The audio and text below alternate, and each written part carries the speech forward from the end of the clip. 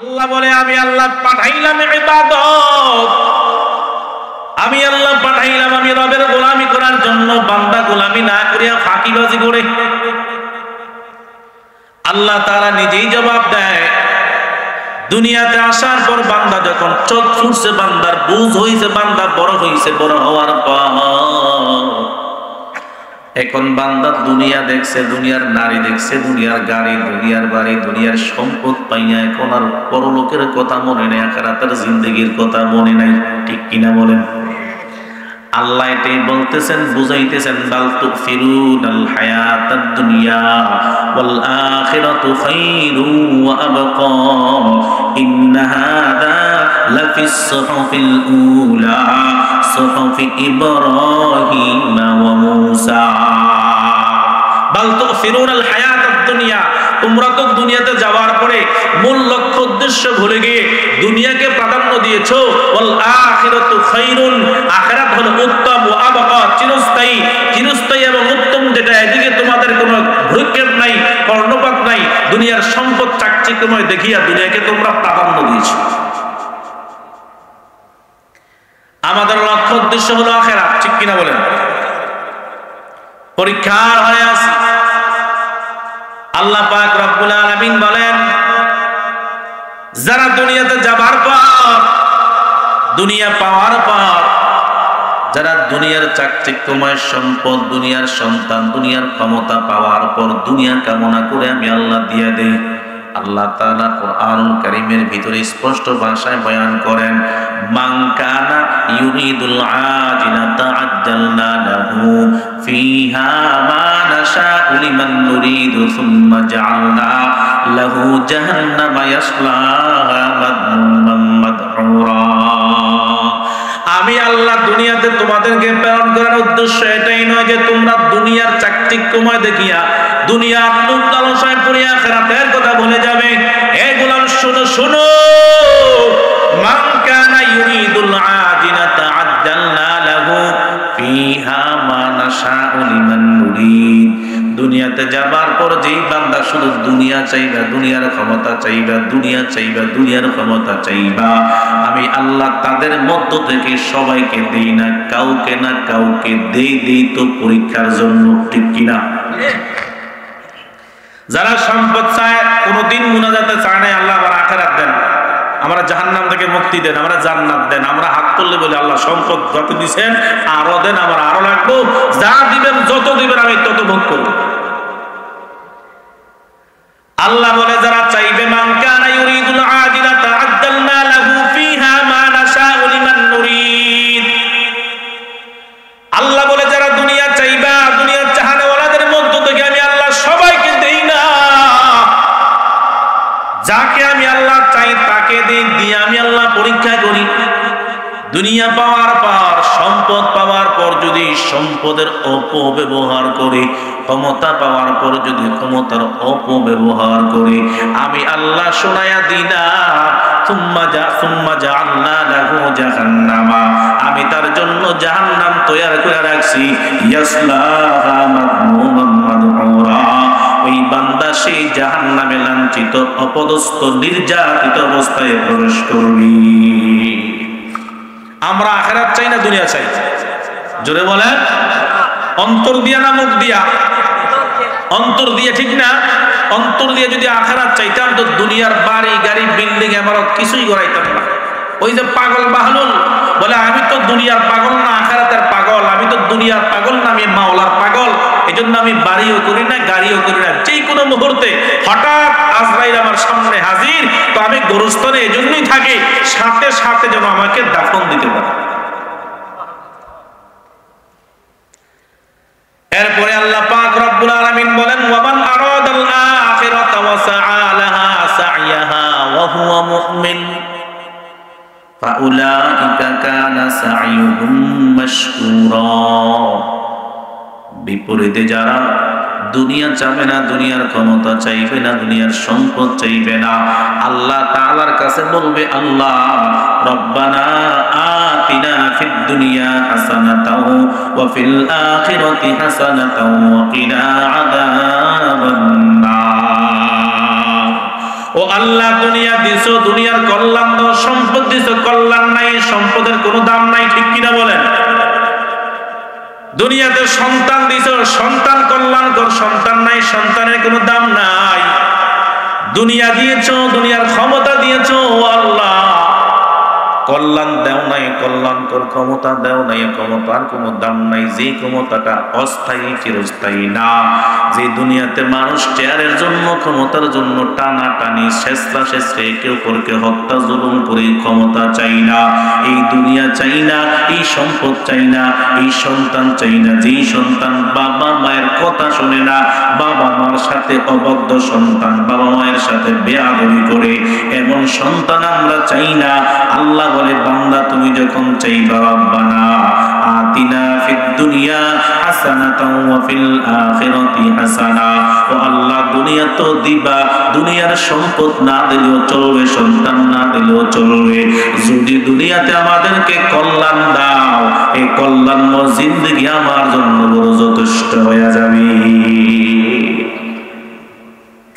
ওয়াফিল আখিরাতি হাসানা, ও আল্লাহ কিয়ামতের ময়দানে, হাসরের ময়দানে আপনি কল্যাণ দান করেন। ওয়াকিনা আযাবান নার, কিয়ামতের ময়দানে তো বড় কঠিন ময়দান হবে, হাসরের ময়দান বড় কঠিন ময়দান হবে। ও আল্লাহ কারো ডান হাতে আমলনামা আসবে, কারো বাম হাতে আমলনামা চলে আসবে। ও আল্লাহ কল্যাণ তো আখিরাতে তখন হবে যখন আপনি জাহান্নাম থেকে আমাদেরকে মুক্তি দিবেন, ঠিক কিনা? আখিরাতের কল্যাণ তো তখনই হবে যখন আমরা জাহান্নাম থেকে মুক্তি পাবো। যদি জাহান্নাম থেকে মুক্তি না পাই তো ওই আখিরাতে এই কল্যাণের কোনো দাম আল্লাহর কাছে নাই। এজন্য আল্লাহ বলে যারা দুনিয়া চাইবা, চাওয়ানেওয়ালাদের মধ্য থেকে আমি আল্লাহ সবরে দেই না, কাউকে দেই পরীক্ষার জন্য। পক্ষান্তরে যারা ওয়ামান আরাদাল আখিরাতা ওয়া সাআ লাহা সা'য়াহা ওয়া হুয়া মুমিন, আর যারা আখিরাত কামনা করবা, যারা আখিরাতের কল্যাণ চাইবা, আমি আল্লাহ তাকে আখিরাত দেব। যদি বান্দা মুমিন অবস্থা আমি আল্লাহর কাছে দোয়া করে, আল্লাহ দুনিয়া চাই না আখিরাত চাই। দুনিয়ার জমিনটা হলো ৭০ বছরের জিন্দেগি, আখিরাতের জিন্দেগির শুরু আছে, কোনো শেষ নাই। এই অনাবিল অনন্তকাল জিন্দেগির জন্য আমি কল্যাণ কামনা করি। আল্লাহ বলে ওয়ামান আরাদাল আখিরাতা ওয়া সাআ লাহা, যেই বান্দা আখিরাতের জন্য কামনা করবে, আখিরাতের জন্য চেষ্টা করবে, ওয়া হুয়া মুমিন, সে মুমিন অবস্থায়। ফাকানা, আল্লাহ বলে ওয়ামান আরাদাল আখিরাতা ওয়া সাআ লাহা সা'য়াহা ওয়া হুয়া মুমিন ফাউলাইকা কানা সা'য়ুহুম মাশকুরা, আর এই আখিরাত চাওয়ানেওয়ালা বান্দাদের কামনা আমি আল্লাহ সাকসেসফুল করিয়া দিই। সুবহানাল্লাহ। যারা আখিরাত চাইবে, আখিরাতের জন্য চেষ্টা করবে, মানে যারা বলবে আল্লাহ দুনিয়া দরকার নাই, প্রয়োজন নাই, আমি আখিরাত চাই, আখিরাতের জন্য চেষ্টা হলো ৫ ওয়াক্ত নামাজ পড়া, কোরআন তেলাওয়াত করা, জিকির আজকার করা, ইস্তেগফার করা, দোয়া করা, রমজান মাস সামনে আসতেছে, আল্লাহর সন্তুষ্টির জন্য রমজান মাসে রোজা রাখা, বান্দা যারা চেষ্টা করবে, আল্লাহ বলে তাকে চেষ্টায় আমি আল্লাহ সাফল্য দান করি। সুবহানাল্লাহ। যেমন দুটার এক্সাম্পল,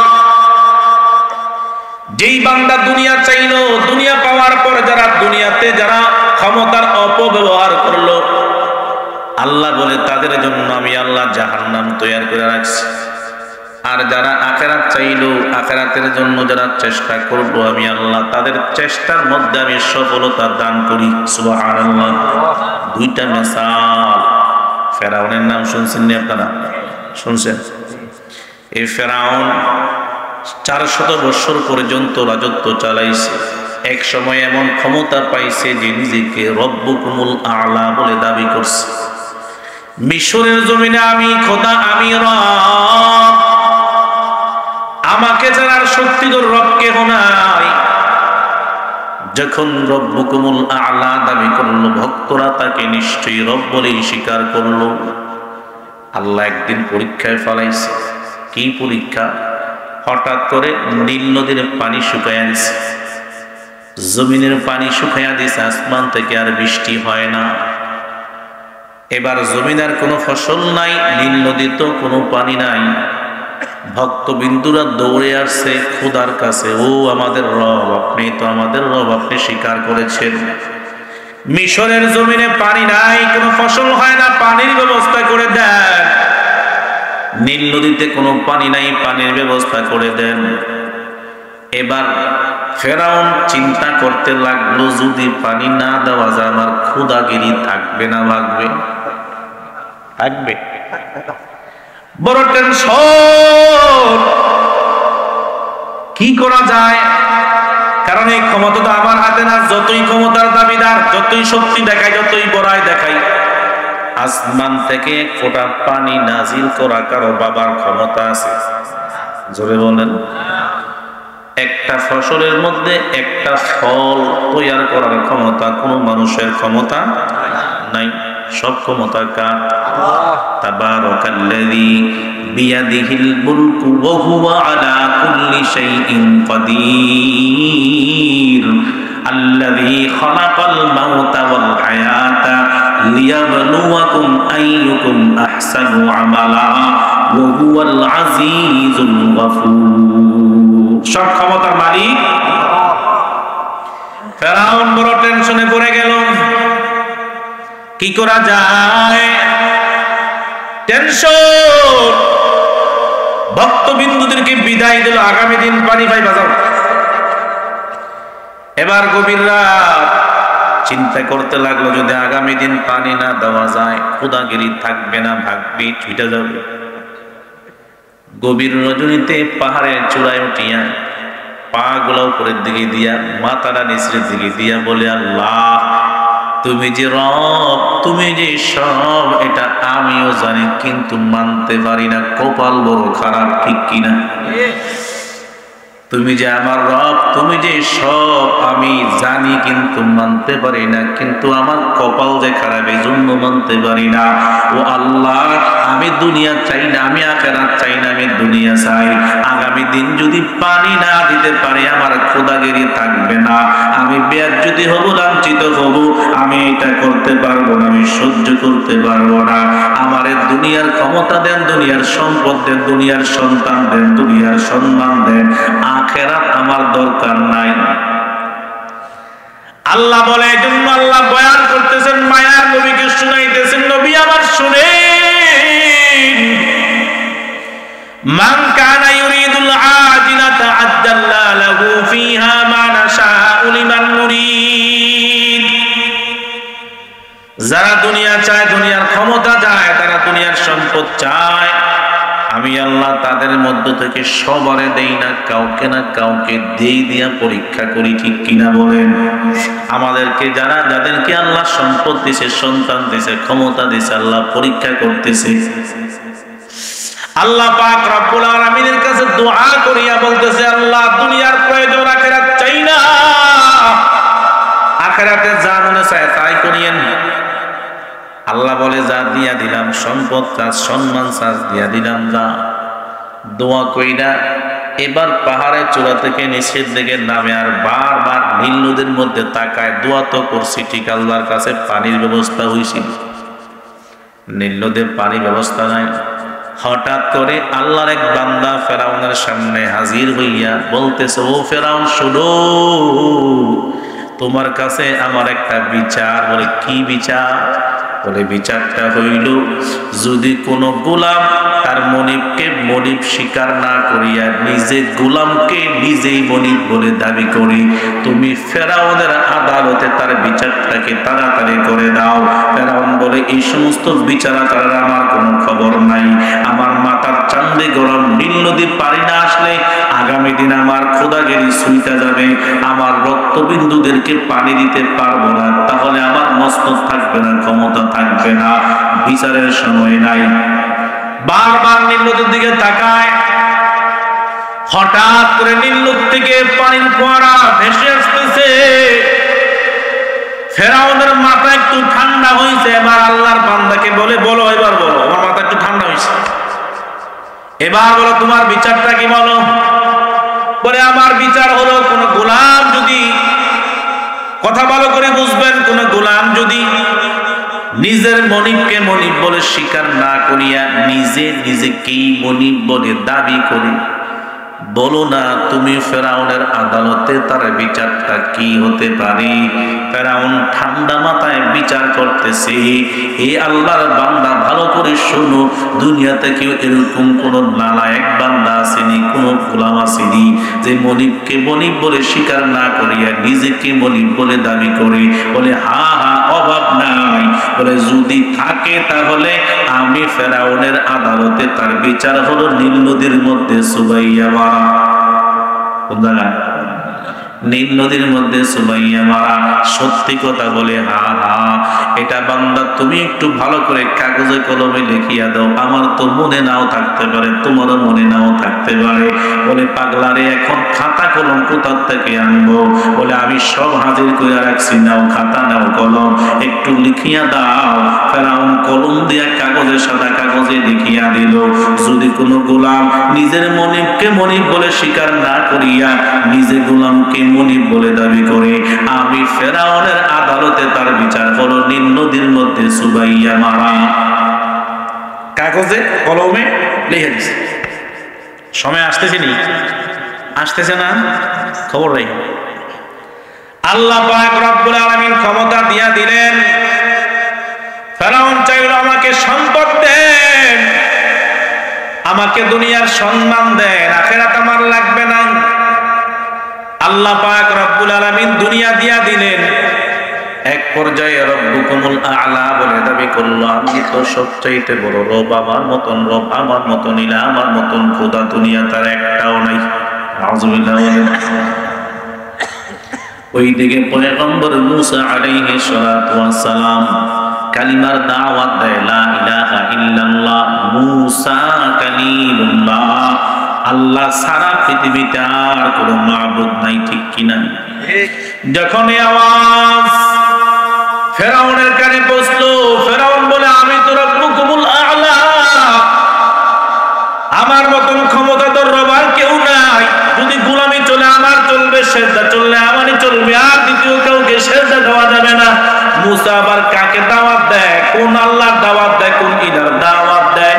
বলে মূসা দাওয়াত দেয় পৃথিবীতে এক আল্লাহ ছাড়া ভিন্ন কোনো মাবুদ নাই, ঠিক কিনা বলেন? ফেরাউন আর মূসা পয়গম্বরের সাথে দ্বন্দ্ব। এক পর্যায়ে ফেরাউন জুলুম তার বেড়ে গেল, পয়গম্বর মূসা আলাইহিস সালাতু ওয়াস সালামকে হত্যা করার সিদ্ধান্ত নিয়ে ফেলল। হত্যা করার সিদ্ধান্ত। আল্লাহ বলে, ও পয়গম্বর মূসা, এখন আর মিশরের জমিনে থাকা যাবে না, হিজরত করেন, তাড়াতাড়ি চলেন। পয়গম্বর মূসা আল্লাহকে বললেন, আল্লাহ কেন? বলে ওই ফেরাউন আপনি দিনের দাওয়াত আর কালিমার দাওয়াত দেওয়ার কারণে ফেরাউনের চান্দি গরম হয়ে গেছে, ফেরাউন আপনার শত্রু হয়ে গেছে, আপনি হিজরত করে তাড়াতাড়ি চলেন। ফেরাউনের কথা শুনিয়া আল্লাহ তাআলার পক্ষ থেকে ওহী পাওয়ার পর মূসা পয়গম্বর তার দলবল সহ 12টা গোত্র সহ হিজরত করা আরম্ভ করলেন। নীল নদীর কিনারে যাইয়া দাঁড়াইলেন। ওইদিকে ফেরাউনের কানে যখন খবর পৌঁছলো মূসা পয়গম্বর তার দলবল সহ নিয়ে হিজরত করতেছে, ফেরাউন বলে দেরি করিও না, দলবল নিয়ে তাড়াতাড়ি মূসাকে আক্রমণ করো। পেছনে পেছনে দৌড়ায় মূসা পয়গম্বর নীল নদীর কিনারে দাঁড়াইয়া আল্লাহকে বলে, আল্লাহ এই নীল নদী আমি কিভাবে পাড়ি দেব বলেন? আল্লাহ পাক রব্বুল আলামিন বলেন, পয়গম্বর আপনার হাতে যে লাঠি মুবারক আছে, এই লাঠি দিয়ে আপনি নীল নদীর মধ্যে আঘাত করেন। আপনি পয়গম্বর আঘাত করতে দেরি, আমি আল্লাহ আপনার জন্য রাস্তা তৈরি করতে দেরি করব না। পয়গম্বর মূসা আলাইহিস সালাম নীল নদীর মধ্যে লাঠি দিয়ে আঘাত করলেন, রাস্তা হয়ে গেল। গোত্র হলো 12টা, রাস্তা হলো একটা। 12টা গোত্রের লোকেরা বলে, ও পয়গম্বর আমরা গোত্র হইলাম 12টা, রাস্তা হলো একটা, এক রাস্তা দিয়ে আমরা যাব না, 12টা গোত্রের জন্য 12টা রাস্তা চাই। আল্লাহর কাছে পয়গম্বর মূসা নবী আবার আবদার করলেন, ও আল্লাহ আমার 12টা গোত্র, আমি 12টা গোত্র নিয়ে এক রাস্তা দিয়া যাইতে পারবো না, কারণ বনি ইসরাইলরা বড় ঘাট পেরা, তারা এক রাস্তা দিয়া যাইবে না, চায় তারা 12টা রাস্তা। আল্লাহ বলেন আবার আঘাত করেন, আঘাত করতে দেরি 12টা রাস্তা হইতে দেরি হবে না। আবার আঘাত করলেন, 12টা রাস্তা হয়ে গেল। তো 12টা গোত্র রাস্তা দিয়ে প্রবেশ করলো, দৌড়াচ্ছে।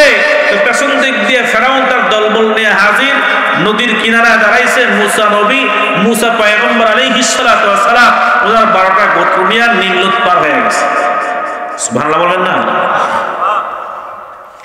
এবার ফেরাউন চিন্তা করতেছে, যদি এখান দিয়ে রাস্তা না থাকতো তো মুসা পয়গম্বর তার দলবল নিয়ে নীল নদ পার হইতে পারতো না। চলো আমরাও চলো। তাফসীরে জালালাইনের ভিতরে স্পষ্ট ভাষায় এই আয়াতের অনেক ব্যাখ্যা আছে যে কিভাবে পার হইল। তো বলতেছে মুসা আলাইহিস সালাতু ওয়াস সালাম যেই উটের উপরে কিংবা ঘোড়ার উপরে আরোহণ করেছিল সেটা ছিল মাদি ঘোড়া, আর ফেরাউন যেই ঘোড়ার উপরে আরোহণ করেছিল সেটা হলো নর।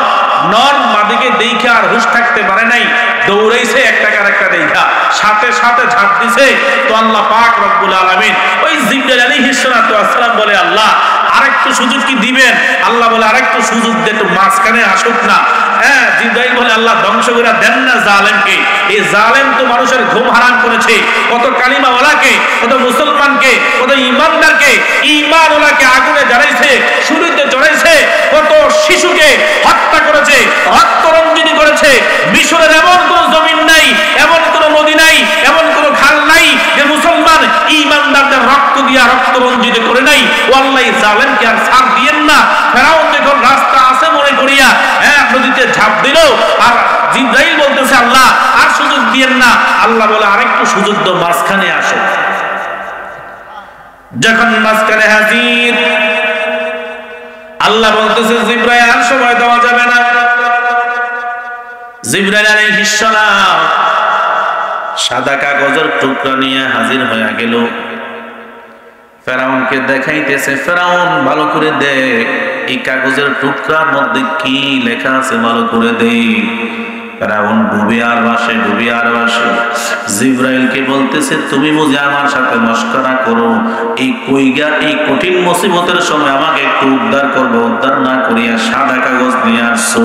জিবরাইল বলে ফেরাউন ভালো করে একটু কইরা দেখো, এখানে নিশ্চয়ই একটা বড় ধরনের একটা জিনিস লেখা আছে। এবার ফেরাউন সুন্দর করে পড়তেছে আর বলতেছে তোমার এই কাগজের টুকরার মধ্যে লেখা আছে যেই গোলাম নিজেকে নিজের মনিবকে মনিব বলে দাবি না করিয়া গোলাম নিজেকে মনিব বলে দাবি করবে, তুমি ফেরাউনের আদালতে তার জন্য শাস্তি হলো নীল নদীর মধ্যে সুবাইয়া ডুবাইয়া মারা। এই ফেরাউন ভালো করে শোন, তোর থেকে বড় একজন ইলাহ খোদা আছে আমার আল্লাহ, যে তোমাকেও বানাইছে আমাকেও বানাইছে, সারা পৃথিবীর জমিনটা বানাইছে। এই আল্লাহকে আল্লাহ বলে স্বীকার না করিয়া, ক্ষমতার লোভে পড়িয়া, সম্পদের লোভে পড়িয়া, মাস্তানি করিয়া কত মানুষকে তুই শুলির মধ্যে চড়াইছস, কত মানুষকে তুই আগুনের মধ্যে পুড়াইছস। এই ফেরাউন ভালো করে শোন, তোকে যিনি সৃষ্টি করেছেন তিনি হলেন আমার আল্লাহ। ওই আল্লাহকে আল্লাহ বলে স্বীকার না করিয়া তুই গোলাম নিজেকে খোদা বলে দাবি করছস। ওই তোর অনুযায়ী, তোর হাতের লেখা অনুযায়ী, তোর বিচার অনুযায়ী আমার আল্লাহ তোকে আজকে নীল নদীর মধ্যে চুবাইয়া মারতেছি। হিসাব বড় বরাবর। এবার ফেরাউনের চোখ খুলছে, আর তো একজন আছে, আল্লাহ তো একজন আছে। সরাসরি আল্লাহর উপরে ঈমান আনেন না, বলতেছে আমানতু বিরব্বি হারুন ওয়া মূসা, আমি হারুন এবং মূসার রবের উপরে ঈমান আনলাম। ওই নাফরমান কুলাঙ্গার সরাসরি আল্লাহর উপরে ঈমান আনয়ন করে না, বলে হারুন এবং মূসার রবের উপরে ঈমান আনলাম। ফেরাউনের এই অবস্থা দেখিয়া জিবরাইল আলাইহিস সালাতু ওয়াস সালাম ওই নদী থেকে, নিম্ন থেকে এক মুষ্টি কাদা নিয়া চিন্তা করতে লাগলো, নাফরমান যদি এখন আত্মসমর্পণ করি, খাঁটি দিলে তওবা করে নেয়, আল্লাহ তাকে মাফ করে দিবে, সুযোগটা দেওয়া যাবে না। কারণ তার হাতে কত মুসলমান, কত ইমানদার নির্যাতিত হয়েছি, এক রাতে হাজার হাজার শিশু সন্তানকে জবাই করেছি, কত ঈমানওয়ালাকে আগুনে পোড়াইয়া পানিতে ডুবাইয়া মারছি। এই নাফরমানকে এই সময় তাকে ঈমান আনার সুযোগ দেওয়া যাবে না, খাটি দিলে তওবা করার সুযোগ দেওয়া যাবে না। এজন্য এক মুষ্টি কাদা আনিয়া মুখের মধ্যে ঢুকাইয়া দিয়া বলে, নাফরমান, তোর তওবা আল্লাহ এখন কবুল করবে না, তোর বিচার অনুযায়ী আমার আল্লাহ বিচার করেছে, তোর মতন নাফরমানকে আমার আল্লাহ নীল নদীর মধ্যে চুবাইয়া মারবে। এর নবীর উম্মত, আল্লাহ পাক রব্বুল আলামিন সারা জগতের মানুষদেরকে জানাইয়া দিলেন, দুনিয়ার মানুষ শুনো, যারা নিজেকে নিজের ক্ষমতা পাওয়ার পর, যারা সম্পদ পাওয়ার পর, চেয়ার পাওয়ার পর নিজেকে শক্তিধর মনে করিয়া আখিরাতের কথা ভুলিয়া যাবে, মানুষের উপরে নিরহ মানুষের উপরে নির্যাতন জুলুম অত্যাচার করবে, আমি আল্লাহ পাক রব্বুল আলামিন তোকে নীল নদীর মধ্যে যেরকম ভাবে লাঞ্ছিত করিয়া সুবাইয়া মারছি, তোর থেকে কিয়ামত পর্যন্ত আগন্তুক মুনাফিক বেঈমানরা যেন শিক্ষা গ্রহণ করতে পারে, এজন্য আমি আল্লাহ তোর লাশটাকে কিয়ামত পর্যন্ত সংরক্ষণ করে রাখবো। এখনো আছে না নাই? মিশরের জমিনে এখনো আছে যে ফেরাউনের লাশটা এসে দৌড়িয়া আসতে যাইতে পারত, তো নিজে তো এত বড় এত লম্বা মনে করছে যে আমি সব ক্ষমতা পাইয়া গেছি, 400 বছর পর্যন্ত রাজত্ব চালাইছে, আল্লাহ এমন দোয়া দিছে এই 400 বছরের ভিতরে তার একটা হাসিও হয় নাই, হাসিও দেয় নাই, একটু কাশিও দেয় নাই, একটু ঠান্ডাও হয় না, একটু জ্বরও হয় না। আল্লাহ কি জন্য দিয়েছে? আল্লাহ বলে, ওয়ামান আরাদাল আখিরাতা মান কানা ইউরিদুল আজিলাতা আজ্জালনা লাহু ফিহা মা নাশাউ লিমান নুরিদ। যেই বান্দা দুনিয়া চাইবে, দুনিয়ার ক্ষমতা চাইবে, আমি আল্লাহ চানেওয়ালাদের মধ্য থেকে সবারে দেই না, কাউকে না কাউকে দেই, দিয়া আমি আল্লাহ পরীক্ষা করি, যদি ক্ষমতার অপব্যবহার করে, সন্তান সম্পদ পাইয়া সম্পদের অপব্যবহার করে, আমি আল্লাহ সেই নাফরমানের জন্য সুম্মা জাআলনা লাহু জাহান্নাম, আমি আল্লাহ তার জন্য কিয়ামতের ময়দানে মরার পরে তো জাহান্নাম রাখছি, দুনিয়ার জমিনে তার জন্য জুতার মালা রাখছি, ঠিক কিনা? এই জন্যই ফেরাউন থেকে শিক্ষা গ্রহণ করা লাগবে। আমরা দুনিয়াতে আসছি দুনিয়া কামাইয়ের জন্য না, দুনিয়ার বাড়ি, দুনিয়ার গাড়ি, দুনিয়ার সম্পদের জন্য না, আমাদের একমাত্র লক্ষ্য হলো আখিরাত, ঠিক কিনা বলেন? যেই বান্দা আখিরাতের জন্য চেষ্টা করবে, আখিরাত কামনা করবে, দুনিয়া চানেওয়ালাদের জন্য আমার আল্লাহ ফেরাউনের মতন নিশানা রাখলেন। আর আল্লাহ বলে, যারা আখিরাত চাইবে, যারা দুনিয়া চাইবে না, আল্লাহ পাক রব্বুল আলামিন বলেন, যত নবী রাসূল দুনিয়াতে প্রেরণ করেছি তারা চাইলেই দুনিয়ার রাজত্ব করতে পারতো, তারা চাইলে বাড়ি গাড়ি টাকা পয়সা ধন দৌলত রেখে যেতে পারতো, কেউ ধন সম্পদ রেখে যায় নাই, বাড়ি গাড়ি রেখে যায় নাই। প্রত্যেক নবী রাসূলরা আসছে খালি, গেছেও খালি, ঠিক কিনা? আল্লাহ পাক রব্বুল আলামিন আমার মায়ার নবীকে, যেই নবীর উসিলায় আমার আল্লাহ দুনিয়ার জমিন বানাইলেন, যেই নবীর উসিলায় 1 লক্ষ কিংবা 2,24,000 নবী দুনিয়াতে আমার আল্লাহ প্রেরণ করলেন, ওই নবীকেও আমার আল্লাহ এমন হালত দিয়েছেন, ও পয়গম্বর, আমি আল্লাহ দুনিয়ার রাজত্ব নয়, দুনিয়া কামনার জন্য আপনাকে দুনিয়াতে প্রেরণ করে নাই। মায়ার নবী বলেন, তাহলে কেন পাঠাইছেন? আমার আল্লাহ শিখাচ্ছেন, নবী আমার, আপনি যখনই দোয়া করবেন দুনিয়া চাইবেন না, দুনিয়াতে আমি আল্লাহ যা দিছি তা নিয়ে সন্তুষ্ট থাকি, আমি আল্লাহর কাছে হাত তুললে দোয়া করবেন। কি দোয়া? আল্লাহ শিখাইয়া দিয়েছেন, নবী আমার দোয়া করবেন, রব্বানা আতিনা ফিদ দুনিয়া হাসানাতাও ওয়া ফিল আখিরাতি হাসানাতাও ওয়া কিনা আযাবান নার। ও আল্লাহ, রব্বানা, হে আমাদের রব, আতিনা, আমাদেরকে দান করেন, ফিদ দুনিয়া হাসানা, দুনিয়াতে কল্যাণ দান করেন। সম্পদ আছে, কল্যাণ নাই, সন্তান আছে, কল্যাণ নাই, ক্ষমতা আছে, কল্যাণ নাই। এই ক্ষমতাই সম্পদ, এই ক্ষমতার কোনো দাম নাই, ঠিক কিনা জোরে বলেন? ক্ষমতা নাই, সম্পদ নাই, সন্তান নাই, কল্যাণ আছে, তার মতন আরামদায়ক ভাগ্যবান পৃথিবীতে কেউ নেই, ঠিক কিনা জোরে বলেন। এই জন্য মায়ার নবী দোয়া করছেন, দোয়া শিখাইয়া গেছেন, রব্বানা আতিনা ফিদ দুনিয়া হাসানা, ও আল্লাহ দুনিয়াতে আমাদেরকে কল্যাণ দান করুন, ফিল আখিরাতি হাসানা, আমাদেরকে আখিরাতেও কল্যাণ দান করেন, ওয়াকিনা আযাবান নার, আর জাহান্নাম থেকে আমাদেরকে মুক্তি দান করেন। এটাই হলো বড় সফলতা, ঠিক কিনা জোরে বলেন। এজন্য আখিরাত চাই না, দুনিয়া চাই। আখিরাত মূল উদ্দেশ্য, টার্গেট কি? আখিরাত।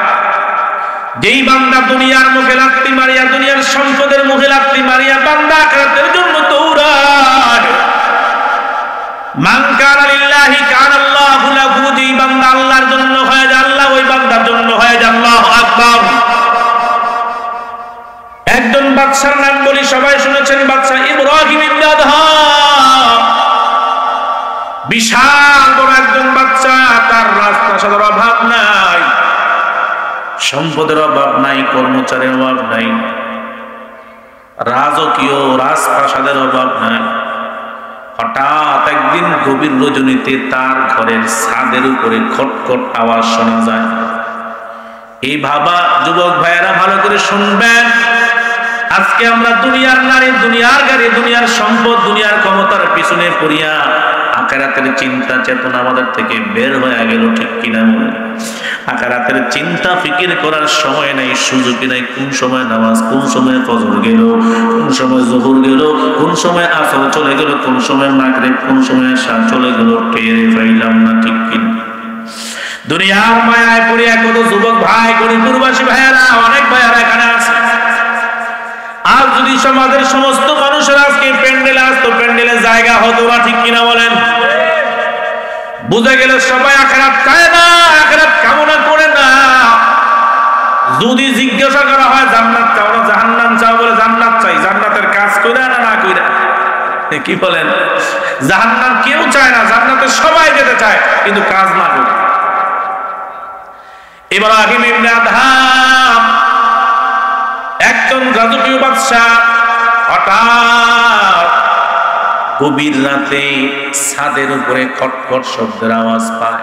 ডাক দিয়ে বলে, কি ব্যাপার, এত গভীর রজনীতে ছাদের উপরে কে আওয়াজ করতেছ? আওয়াজ আসতেছে, আমি একটা ঘোড়া হারাইছি। কি হারাইছি? আমার একটা ঘোড়া হারানো গেছে, তোমার ছাদের উপরে তালাশ করি। হঠাৎ করে আওয়াজ আসছে, এ পাগল।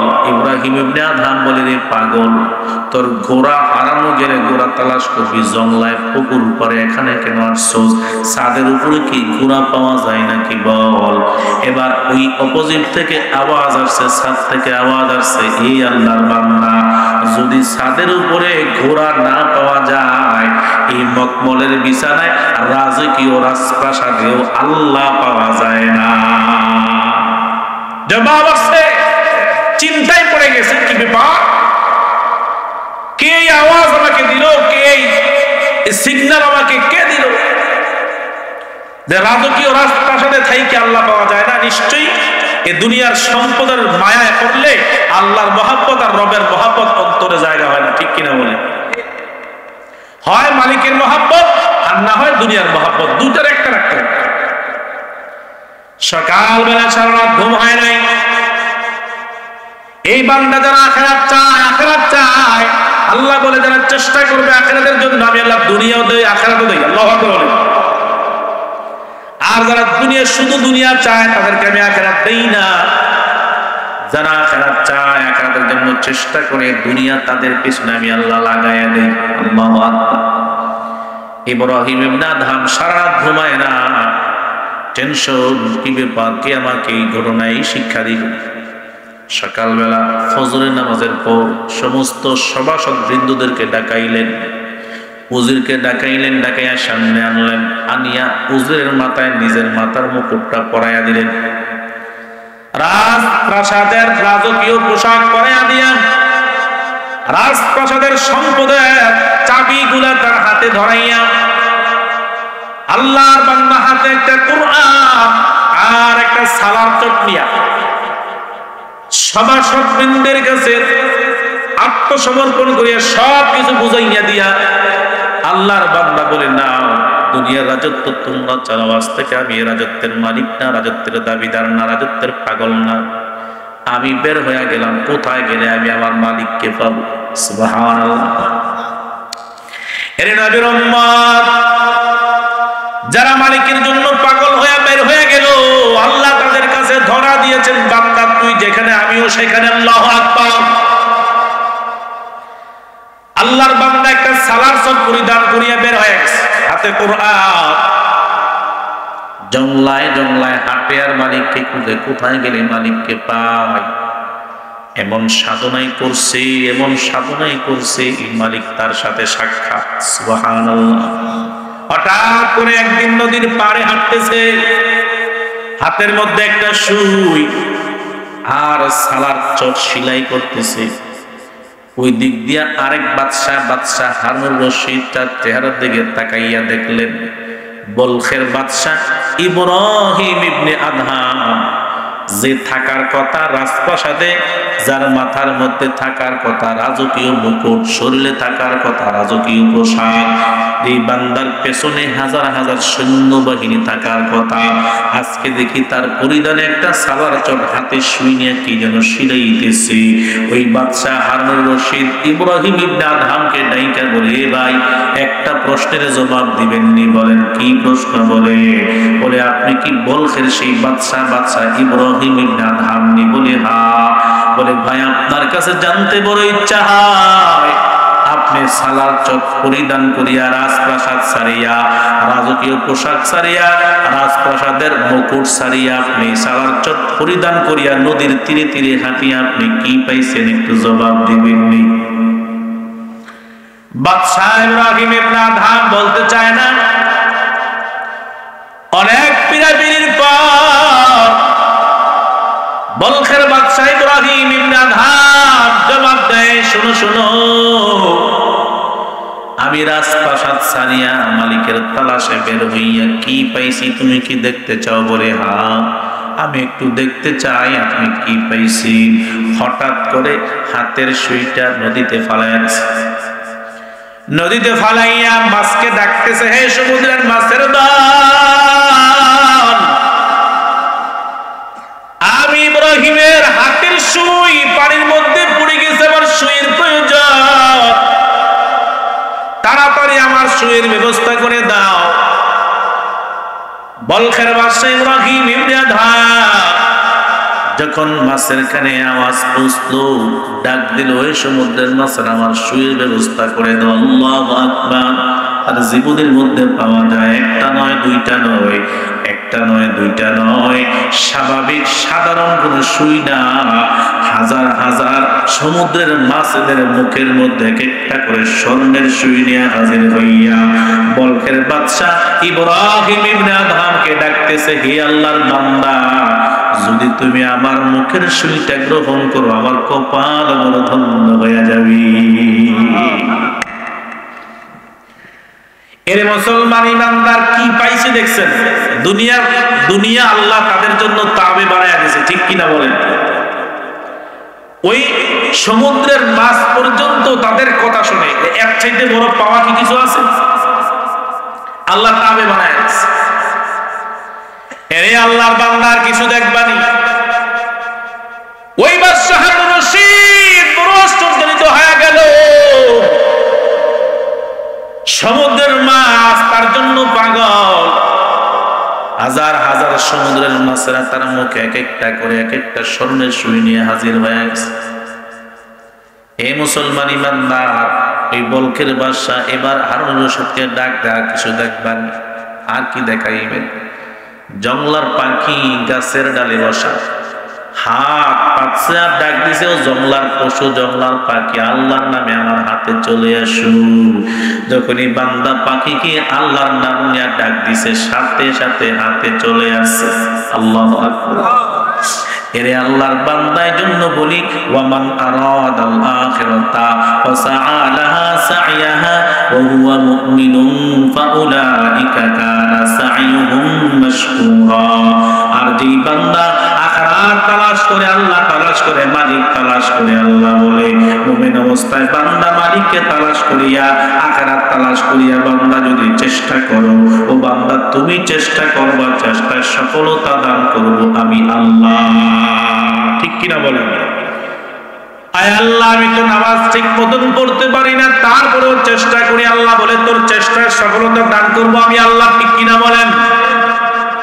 রমজান মাস বড় কঠিন, প্রচুর খরা, রোদের বড় তাপ, 16-17 ঘন্টা পর্যন্ত রোজা রাখতে বড় কষ্ট হয়। ঠিক কিনা বলেন? ও আল্লাহর বান্দারা, আল্লাহ বলে হে ফেরেশতার দল তাকায়া দে, এই বান্দার সামনে কত সুন্দর সুন্দর খাদ্য, ঠান্ডা পানি, ফ্রিজের মধ্যে কত ধরনের মজাদার জিনিস আছে, বান্দা খায় না। পুকুর পারে পারে ঘুরে আর বান্দা অপেক্ষায় আছে কখন জানি মুয়াজ্জিন বলে ইফতারের সময় হইছে। এই ফেরেশতার দলেরা তোমরা কি জানো এই বান্দা কেন খায় না? ফেরেশতারা বলে আল্লাহ আপনি তো ভালো জানেন, তারপরেও বলো না। ফেরেশতারা বলে আল্লাহ এই বান্দা আপনার ভয়ে, জাহান্নামের ভয়ে, আপনার আযাবের ভয়ে বান্দা খায় না। কখন খাবে? যখন আপনার অর্ডার হবে। যতক্ষণ আপনি আল্লাহ অর্ডার না করবেন ততক্ষণ পর্যন্ত খাবে না। তাই নাকি? বলে হ্যাঁ। এই ফেরেশতারা সাক্ষী থাক, এই রোজার উসিলায় আমি আল্লাহ বান্দার জীবনের সব গুনাহগুলি মাফ করে দিলাম। শুধু তাই নয়, আস-সাওমু লি ওয়া আনা আজজি বিহি। আল্লাহ বলে দুনিয়ার মানুষ শোনো, এই রোজা আমার জন্য, আমি আল্লাহর জন্য, দুনিয়ার কোন মানুষকে সন্তুষ্ট করার জন্য না। এই রোজা আমি আল্লাহর সন্তুষ্টির জন্য বান্দা রাখি, আর কিয়ামতের ময়দানে আমি আল্লাহ নিজ হাতেই বান্দার রোজার প্রতিদান দেব। বান্দার নেক আমল করলে ফেরেশতারা তার আমলনামায় লিখিয়ে দেয়। আমি আল্লাহ রমজান মাসে বান্দা যখন আমি আল্লাহর সন্তুষ্টির জন্য রোজা রাখে, আমি আল্লাহ ফেরেশতাদেরকে বলি ফেরেশতারা সাবধান, বান্দার সব আমলগুলো তোমরা লিখবা, কিন্তু ইল্লা সাওম, রোজার আমল, রোজার প্রতিদান তোমরা বান্দার আমলনামায় লিখবে না। কারণ আস-সাওমু লি ওয়া আনা আজজি বিহি, রোজা হলো আমি আল্লাহর জন্য, আর এই রোজার প্রতিদান আমি আল্লাহ নিজেই দেব। সুবহানাল্লাহ। কিয়ামতের ময়দানে স্পেশাল পাওয়ার দিয়া রোজাদারদেরকে আল্লাহ ডাকবেন, আসো আমার সামনে আসো। আল্লাহ তাআলা বান্দাদেরকে সামনে আনিয়া রোজার প্রতিদান আল্লাহ নিজ কুদরতি হাতে বান্দাদের হাতে তুলিয়া দিবেন। সুবহানাল্লাহ। এরে মুসলমান ইমানদার, এজন্য আমরা সময় ইবাদত পূর্ণাঙ্গভাবে করতে পারি না। যতটুকুই করি আমরা চেষ্টা করি, আল্লাহ বলে বান্দা আখিরাত পাওয়ার জন্য, জান্নাত পাওয়ার জন্য যেই বান্দা চেষ্টা করবে, বান্দা তো বড় দুর্বল, বান্দা চেষ্টা করবে আমি আল্লাহ বান্দাকে আগায় আনবো। সুবহানাল্লাহ। বান্দা আমি আল্লাহকে পাওয়ার জন্য যদি একটু আগায় যায়, এক বিগত যায়, আল্লাহ বলে আমি আল্লাহ এক হাত যাই। সুবহানাল্লাহ বলেন। বান্দা যদি আমি আল্লাহকে পাওয়ার জন্য এক বিগত অগ্রসর হয়, আমি আল্লাহ তাকে আনার জন্য এক হাত আগায়া যাই। বান্দা যখন এক হাত যায়, বান্দা আমি আল্লাহ দৌড়ে আসি। বান্দা যখন দৌড়ে মসজিদের দিকে যায়, আমি আল্লাহ পাওয়ার জন্য যাই। ও দুনিয়ার মানুষ শোনো, ও গোলামেরা ভালো করে শোনো, বান্দা যখন দৌড়ে যায়, আমি আল্লাহ বান্দাকে দৌড়ে কোলে উঠাইয়া নেই। সুবহানাল্লাহ। এজন্য আখিরাত আমাদের উদ্দেশ্য। আল্লাহ পাক রব্বুল আলামিন বলেন সাবধান, বাল তুফিরুনাল হায়াতাদ দুনিয়া ওয়াল আখিরাতু খায়রু ওয়া আবকা। তোমরা দুনিয়াকে প্রাধান্য দিয়েছো, দুনিয়ার জমিন কিন্তু তোমাদের জন্য উদ্দেশ্য নয় গোলাম, কিন্তু তোমাদের উদ্দেশ্য হলো আখিরাত। আখিরাত হলো দুনিয়ার চাইতে উত্তম। ঠিক কিনা বলেন? আর আখিরাত হলো চিরস্থায়ী। আল্লাহ পাক রব্বুল আলামিন বলেন কিন্তু দুনিয়ার মায়ায় পড়িয়া, দুনিয়ার মহব্বতে পড়িয়া এমন একটা সময় চলে আসবে, আলহাকুমুত তাকাসুর হাত্তা যুরতুমুল মাকাবির, কাল্লা সাওফা তা'লামুনা সুম্মা কাল্লা সাওফা তা'লামুন, কাল্লা লাউ তা'লামুনা ইলমাল ইয়াকিন লাতারাউন্নাল জাহিম। আলহাকুমুত তাকাসুর, দুনিয়ার সম্পদের প্রতিযোগিতায়, প্রতিযোগিতা আছে না নাই? সামনে আমার ডানে একজন বিল্ডিং উড়াইছে, আমি কেন বললাম না আমার একটা বিল্ডিং লাগবে? আমার পাশে দুতলা বিল্ডিং, আমার পাশের ভাই দুতলা বিল্ডিং উড়াইছে, আমি কেন পারবো না? আমারটা 3 তলা হওয়া লাগবে, আমার ভাইয়ের 5 কানি জমিনের মালিক, আমার 10 কানি হওয়া লাগবে। প্রতিযোগিতা হয় কিনা বলে? আমার চাচাতো ভাই মেম্বার, আমার চেয়ারম্যান হওয়া লাগবে, আমি চেয়ারম্যান, আমার এমপি হওয়া লাগবে, মন্ত্রী হওয়া লাগবে। এর মুসলমান ইমানদার ভালো করে শুনুন, আল্লাহ বলে আলহাকুমুত তাকাসুর, এই দুনিয়ার সম্পদের প্রতিযোগিতা তোমাদেরকে ধ্বংস করিয়া দিল। ঠিক কিনা বলেন? হাত্তা যুরতুমুল মাকাবির, এমনকি তোমরা কবরের সাথে তোমাদের সাক্ষাৎ। দুনিয়া দুনিয়া, দুনিয়ার সম্পদ, দুনিয়ার বিল্ডিং, দুনিয়ার জমিন, সম্পদ সম্পদ গড়াইতে গড়াইতে বান্দা বহু আশা করে শখ করিয়া, বহু আশা করে শখ করিয়া বান্দা বিল্ডিং দিবে, সন্তান বিদেশ থেকে টাকা পাঠায়, বান্দা বহু কষ্ট করিয়া 30-35 বছর পর্যন্ত সরকারি চাকরি করার পরে এবার বান্দা রিটায়ার হয়েছে, কিছু অনুদান পাইছে, টাকা পাইছি, বান্দা 35 বছর চাকরি করেছে, আরো 35-70 বছর হয়ে গেছে, এবার নিয়ত করছে একটা বিল্ডিং দিবে। বান্দা জীবনের সব অনুদান অর্থ দিয়া বিল্ডিং তৈরি করা আরম্ভ করলো। এর মুসলমান ইমানদার অন্তর থেকে জবাব দিবেন, আমাদের সমাজে এরকম মানুষ খবর নাই। ঠিক কিনা জোরে বলেন? খুব আশা নিয়ে বান্দা বিল্ডিং তৈরি করা আরম্ভ করছে, সুন্দর একটা বিল্ডিং করিয়া সন্তানদেরকে নিয়া, নাতি পতিদেরকে নিয়ে বান্দা একটু আরামে থাকবে, আরামে একটু ঘুমাইবে। হঠাৎ আল্লাহর কি সেই এই বান্দার কপালে এই সুখ সহ্য হয় নাই, সবই মাত্র বিল্ডিং গড়ানোর পর এখন বান্দা বিল্ডিং একটু আরাম করবে, তাও কপালে সহ্য হলো না, হঠাৎ করে মরণ চলে আসলো। ঠিক কিনা জোরে বলে? এর নবীর উম্মত, আমার চোখে অনেক দেখা, আমার ডানে বামে অনেক দেখা, বান্দা অনেক কষ্ট করিয়া 20 বছর 25 বছর বিদেশ করিয়া 30-35 বছর পর্যন্ত চাকরি করার পরে যা একটু সম্পদ অর্জিত করলো, তা দিয়া বিল্ডিং তৈরি করা আরম্ভ করলো। এই বান্দা বিল্ডিং এর কাজ সমাপ্ত করার পর যখন বিল্ডিং এ ঘুমাইবে, আরাম করবে, এমন সময় তার হঠাৎ করে আজরাইলের সাথে মোলাকাত, সাক্ষাৎ হয়ে যায়। ঠিক কিনা?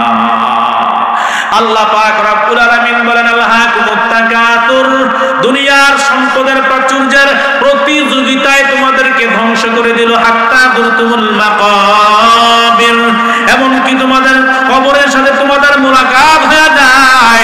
আল্লাহ পাক রব্বুল আলামিন বলে শোনো শোনো, কাল্লা সাউফা তা'লামুন, এ বান্দা এই সম্পদ কোথা থেকে জোড়াইছো? এ বান্দা দুনিয়ার জমিনের মাটির উপর কি করে আসছো? উচিরে মাটিতে যাবার পরে টের পাইবা। ঠিক কিনা বলে? হাত্তা যুরতুমুল মাকাবির, কাল্লা সাউফা তা'লামুন, আল্লাহ বলে উচিরেই জানতে পারবে। উচিরে দুনিয়াতে কি করে আসছো? এই সম্পদ হালাল ভাবে কামাই করছো না হারাম ভাবে কামাই করছো? সুদের খাতা না ঘুষের খাতা না মনে খাইয়া কামাই করছো? বান্দা আল্লাহ সাউফা তা'লামুন, এই বান্দা বেশি দূরে না, যে মাটি দিয়ে হাঁটতেছো হঠাৎ করে আজরাইলের সাথে সাক্ষাৎ হয়ে যাবে। 3.5 হাত মাটিতে আসতে দেরি, তুমি টের পাইতে দেরি করবে না। ঠিক কিনা? এরে মুসলমান ইমানদার, আল্লাহ নিজেই বলতেছেন সাবধান, যারা ভালো আমল নিয়ে কবরে আসবা, কবর তোমার জন্য জান্নাতের বাগান। ভালো আমল না নিয়ে আসতে পারলে কবর জাহান্নামের টুকরা। ঠিক কিনা জোরে বলেন? قال رسول الله صلى الله عليه وسلم القبر روضة من رياض الجنة أو حفرة من حفر النار। মায়ার নবী বলেন, দুনিয়ার মানুষ শুনো, যেই বান্দা নেক আমল নিয়া, ভালো কর্ম করিয়া, নামাজ নিয়া, রোজা নিয়া, হজ নিয়া, যাকাত নিয়া, হালাল খাইয়া, স্ত্রীকে পর্দায় রাখিয়া যেই বান্দা কবরে আসবে, কবরটা তোমার জন্য জান্নাতের বাগান হয়ে যাবে। আল্লাহু আকবার।